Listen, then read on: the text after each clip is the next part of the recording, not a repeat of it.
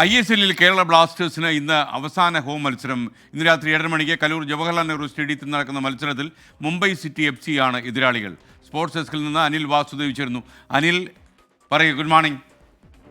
Good morning SKN. Kerala Blasters 11ാം സീസണിൽ അവരുടെ കലിപ്പടക്കലും കപ്പടിക്കലും എല്ലാം പൂട്ടിക്കെട്ടിരിക്കുകയാണ്. തുടർച്ചയായ 11ാം സീസണിലും കിരീടമില്ലാതെ മടങ്ങുന്ന കേരള ബ്ലാസ്റ്റേഴ്സിന് ഇത്തവണ കൂടുതൽ സങ്കടം നൽകുന്ന കാര്യം ഇത്തവണ പ്ലേ ഓഫ് യോഗ്യത പോലും ഇല്ല എന്നുള്ളതാണ്. കഴിഞ്ഞ 3 സീസണിലും പ്ലേ ഓഫ് കളിച്ച ടീമാണ് ഇത്തവണ ഒരു സാധ്യതകളും ഇല്ലാതെ നേരത്തെ തന്നെ പുറത്തായിരിക്കുന്നത്.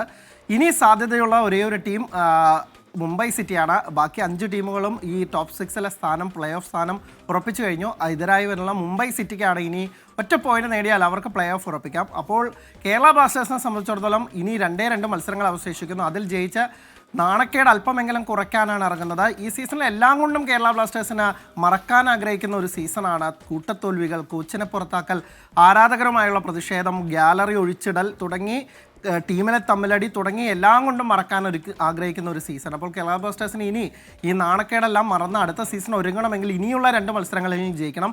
അതിൽ ഏറ്റവും പ്രധാനപ്പെട്ടത് ഇപ്പോഴും മഞ്ഞക്കടലായി മാറാറുള്ള ഈ കലൂരിലെ സ്റ്റേഡിയത്തിലെ ഇന്ന് അവസാന മത്സരത്തിന് ഇറങ്ങുന്നു. അവിടെ അടുത്ത സീസണിലെങ്കിലും ആരാധകരെ തൃപ്തരാക്കി അല്ലെങ്കിൽ എന്തെങ്കിലും അവർക്ക് പ്രതീക്ഷ നൽകി മടങ്ങണമെങ്കിൽ ഇന്ന് ഈ ഹോം ഗ്രൗണ്ടിലെ അവസാന മത്സരത്തിൽ അവർക്കൊരു ജയം വേണം. അത് പ്രതീക്ഷിച്ചാണ് മുംബൈ സിറ്റിക്ക് ഇറങ്ങുന്നത്. കാര്യങ്ങൾ ഒട്ടും എളുപ്പമല്ല. ടീമിൻ്റെ പ്രകടനം അത്ര കണ്ട് മോശമാണ്.